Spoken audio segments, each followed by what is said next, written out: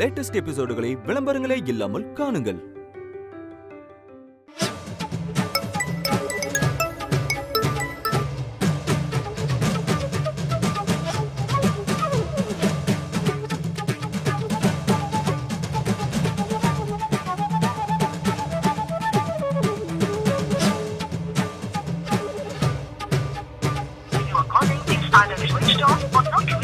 ஒரு நாளும் நம்ம இத்தனை தடவை போன் பண்ணி வானதி எடுக்காம இருந்ததே இல்லையே.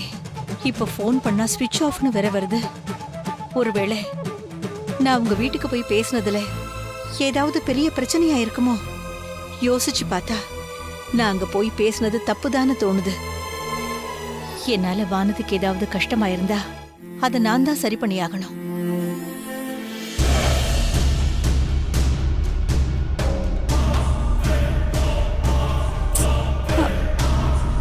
என்னம்மா என்னாச்சு?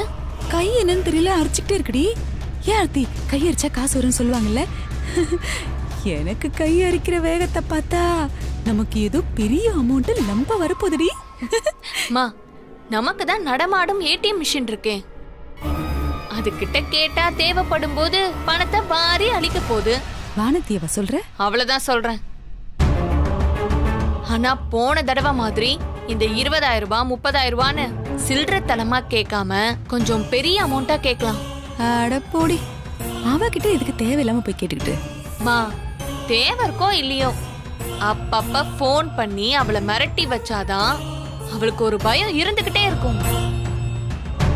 நான் வேற ஆன்லைன்ல நிறைய ஷாப்பிங்லாம் பண்ண வேண்டியது இருக்கு. அதுக்கு நமக்கு கொஞ்சம் பணம் கிடைச்சா யூஸ்ஃபுல்லா இருக்கும்ல. சரிடி, சொல்றதெல்லாம் சரிதான். ஆனாலும் அவ்வளோ பெரிய தொகையை கேட்டா அவ கொடுப்பாளா? அவ எப்படியே கொடுத்துட்டு போறா, அத பத்தி உனக்கு என்ன கவலை?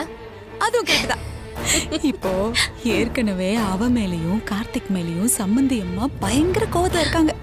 அதனால மேற்கொண்டு எதுவும் இந்த வீட்டுல பிரச்சனை வந்துடக்கூடாதுன்னு அவ கொஞ்சம் பயபக்தியோட தான் இருப்பா. இந்த மாதிரி நேரத்துல நம்ம பணத்தை கேட்டோம்னா பயந்துகிட்டு கொடுத்தாலும் கொடுத்துருவா.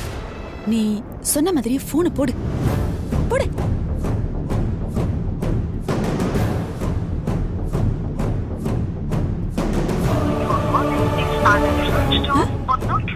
என்னடி, என்னாச்சு? போன் ஸ்விட்ச் ஆஃப்னு வருதுமா. சுவிட்ச் ஆஃபா?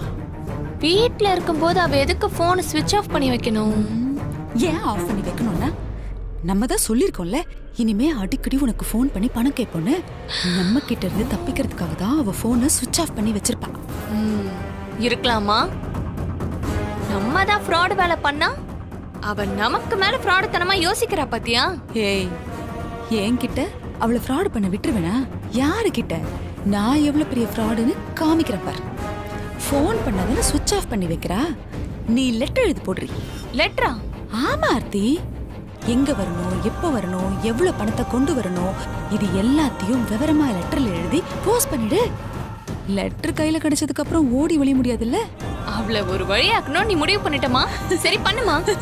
சரிடி, போய் பேப்பர் எடுத்துட்டு வாடி, அப்புறம் பாராட்டுவேன். போனை சுவிட்ச் ஆஃப் பண்ணிய வைக்கிற நீ உனக்கு இருக்குடி. அட நீ வேற, இரு இரு, ரொம்ப அரிக்காத, காசு வரும், கவலைப்படாத, இரு, உனக்காக தான் ஏற்பாடு பண்ணிட்டு இருக்கேன். வாடி, உட்காரு உட்காரு. அம்மா சொல்ற மாதிரி எழுது. ஆரம்பி.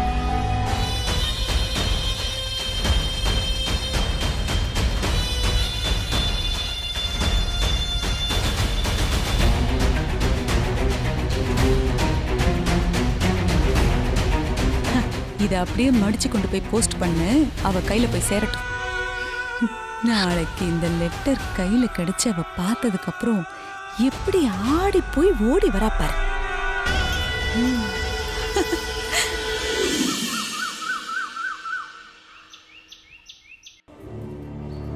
Madam, madam courier. அம்மா அம்மா, லெட்டர் வந்துருச்சு. ஆமா ஆமா ஆமா. Madam, sir. என்னடி இது? இந்த வீட்டுல பால்காரன்ல இருந்து பேப்பர் போடுற வரைக்கும் எவன் வந்தாலும் முன்னாடி வந்து பார்த்து தான் நிப்பா. இவ்வளவு நேரமா இவன் கத்திக்கிட்டு இருக்கான், ஆளைய காணும், வந்து வாங்காம என்ன பண்ணிட்டு இருக்கா இவ? மா, அவ வரதுக்குள்ள வேற யாராச்சும் வந்து அந்த லெட்டர் வாங்கி பார்த்தா பெரிய பிரச்சனை ஆயிடும். நீ வா, நம்மளே போய் வாங்கிட்டு வந்து அவ கையில கொடுத்துடலாம். சரி வா. கொரியர் தம்பி, கொரியருங்களா? ஆமாங்க. யாருக்குங்க? வானதின்றவங்க பேர்ல வந்திருக்கு. வானதிக்கா? அவ என் பொண்ணு தாங்க. என்கிட்ட கொடுங்க, நான் கொடுத்துட்டுறேன். இதுல ஒரு கையெழுத்து போடுங்க மேடம். போடுமா. மறக்காம கொடுத்துருங்க மேடம். கண்டிப்பா. இந்தாங்க. Okay, thank you madam. Thank you. Thank you. வா.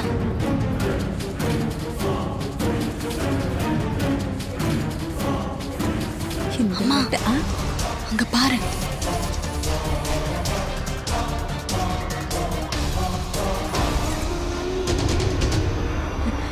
வானதி, இந்தாடா. என்ன இது? கொரியர் வந்திருக்குடா. கொரியரா? எனக்கா? எனக்கு யாரும் அனுப்பியிருக்கா? அதெல்லாம் நாங்க பார்க்கல. மா, நீ கொடுத்துட்டு வாமா. வா.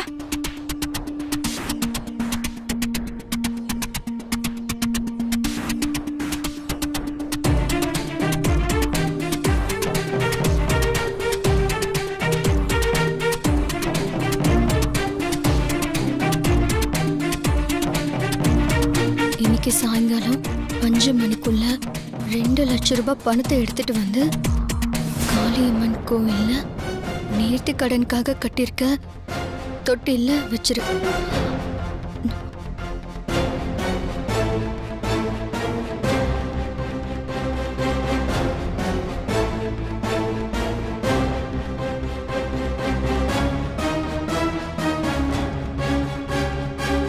அப்படி நீ பணத்தை கொண்டு வந்து வைக்கலன்னா உன்னோட அத்தை கிட்ட நான் எல்லா உண்மையும் சொல்லிடுவேன்.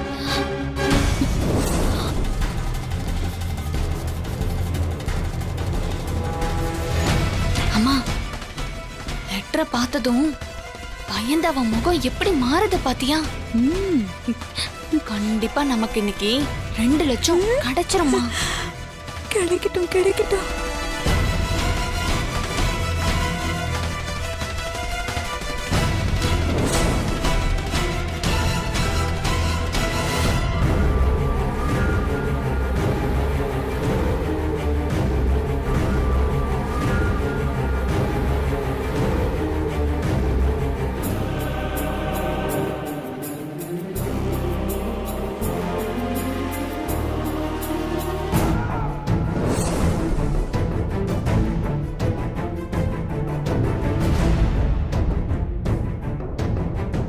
இத்தனை நாள் போன்ல என்ன பணம் கேட்டு மிரட்டிட்டு இருந்தவங்க இப்ப வீட்டுக்கு லெட்டரையே அனுப்பிட்டாங்களே.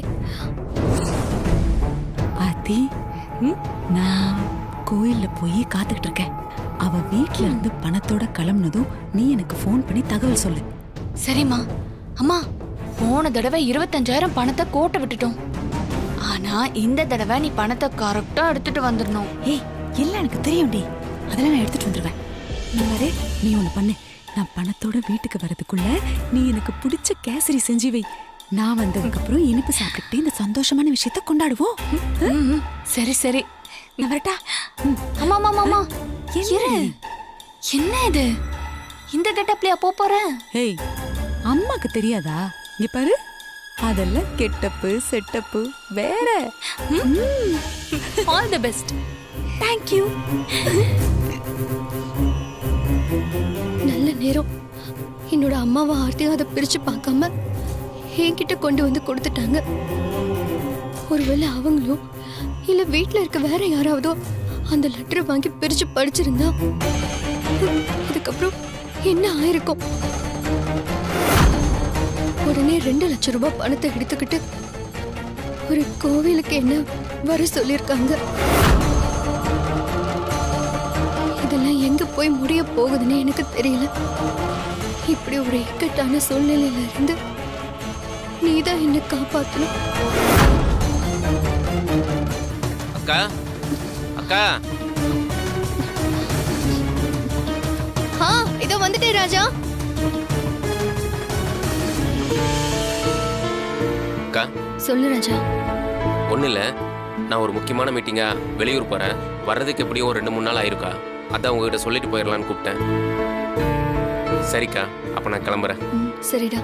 ராஜா, ஒரு நிமிஷம். என்னக்கா? ராஜா, எனக்காக ஒரு உதவி செய்ய முடியுமா? என்னக்கா? உதவி அது இதுன்னு பெரிய வார்த்தையெல்லாம் பேசிட்டு இருக்க? என்ன வேணும்னு சொல்லுக்கா. ஒரு நிமிஷம் இரு, வந்துடுறேன்.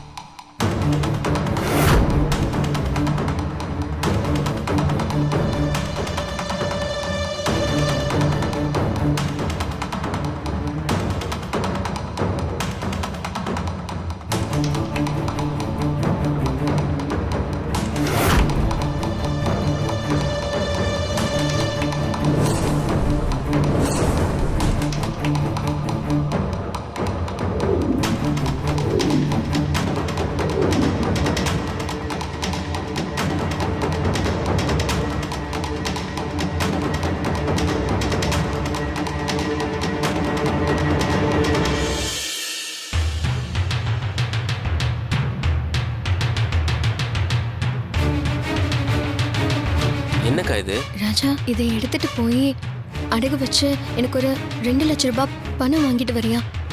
அடகு வைக்கணுமா? என்னக்கா சொல்ற? ராஜா, எனக்கு கொஞ்சம் அவசரமா பணம் தேவைப்படுது, அதுக்காக தான் சொல்றேன். அக்கா என்ன நீ? உனக்கு என்ன தேவை இருந்தாலும் அதை வீட்டில் இருக்கிறவங்க கிட்ட சொன்னீங்கன்னா அவங்க கொடுக்க போறாங்க. இதுக்கு எதுக்கு நகையெல்லாம் போய் அடகு வச்சுக்கிட்டு? என்னால இதை பத்தி வேற யார்கிட்டயும் பேச முடியாதுடா. நான் அப்படி ஒரு சிக்கல்ல இருக்கேன். எப்படியாவது இந்த நகையை அடமானம் வச்சு எனக்காக 2 லட்ச ரூபா பணத்தை வாங்கி கொடு, அது போதும். அக்கா என்ன நீ என்னென்னமோ பேசுற? அக்கா எதுவும் பிரச்சனையா? எதுவாக இருந்தாலும் என்கிட்ட சொல்லுக்கா. இங்க பாருக்கா, உன்னோட பிரச்சனையை சால்வ் பண்றதுக்கு என்னால என்ன ஹெல்ப் பண்ண முடியுமோ அதை நான் பண்றேன். சொல்லுக்கா, என்னாச்சு? அக்கா நீ இப்படி எதுவும் சொல்லாம இருக்கிறதா எனக்கு ரொம்ப பயமா இருக்கு. என்னன்னு சொல்லுக்கா. அது ஒண்ணும் இல்ல ராஜா. நீ எங்கேயோ வெளியூருக்கு அவசரமா கிளம்புறேன்னு சொல்லிட்டு இருந்தல, நான் பாரு ஏதோ வேலை சொல்லிட்டு இருக்கேன். நீ கிளம்பு, நான் பாத்துக்கிறேன். அக்கா நான் உங்ககிட்ட என்ன பிரச்சனைன்னு கேட்டுட்டு இருக்கேன், நீ என்ன கிளம்ப சொல்லிட்டு இருக்க?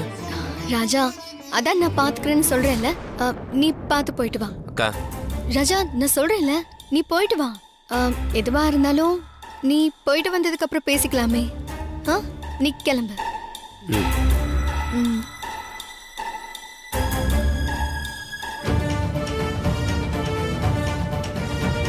அந்த தெரு முனையில ஒரு குப்பை போற இடம் இருக்கும். அங்க காஞ்சு போன இலையெல்லாம் இருக்கும். அதுல அந்த பணத்தை வச்சுட்டு போயிடு.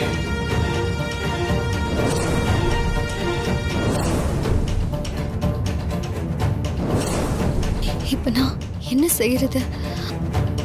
இதெல்லாம் சரியா தப்பான்னு கூட எனக்கு தெரியல. ஆனா மேற்கொண்டு இந்த குடும்பத்துல எந்த பிரச்சனையும் வராம இருக்கணும்னா அதுக்கு நான் ஏதாவது செஞ்சுதான் ஆகணும். வேற வழியே இல்லை. இப்ப என்ன செய்யலாம்?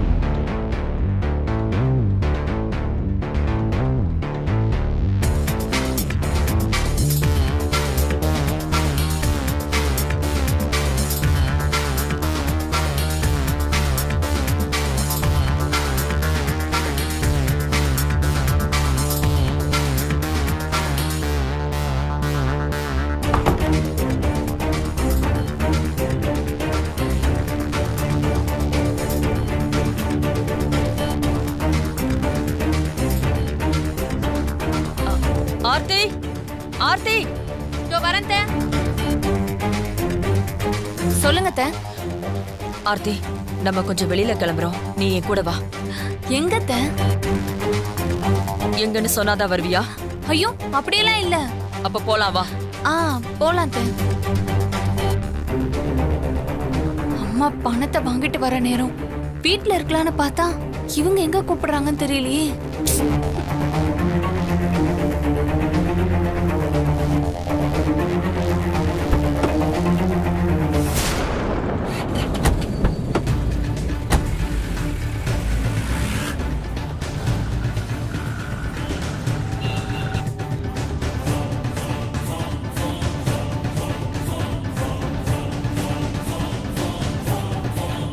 இவ்ளோ அவசரமா நம்மள எங்க கூட்டிட்டு போறாங்கன்னு தெரியலையே.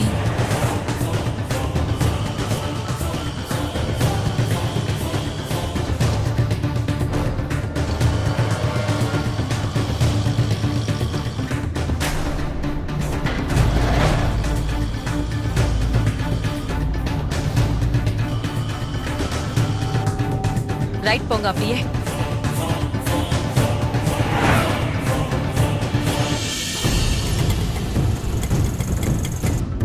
அந்த கோவில் கிட்ட அப்படியே நிறுத்துங்க.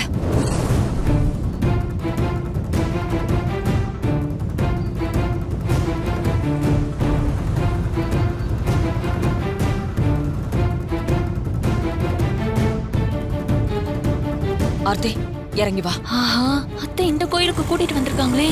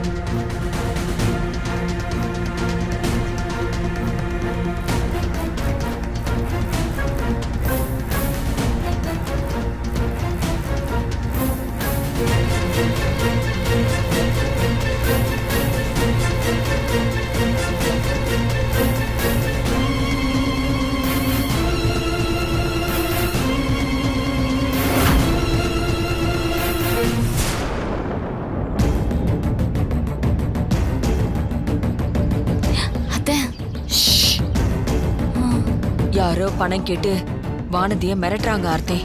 அவங்க யாருன்னு கண்டுபிடிக்கிறதுக்காக தான் நாம இங்க வந்திருக்கோம். வானதி வைக்கிற பணத்தை எடுக்கிறதுக்கு யாராவது வராங்களான்னு நீ கவனமா பாரு, புரியுதா?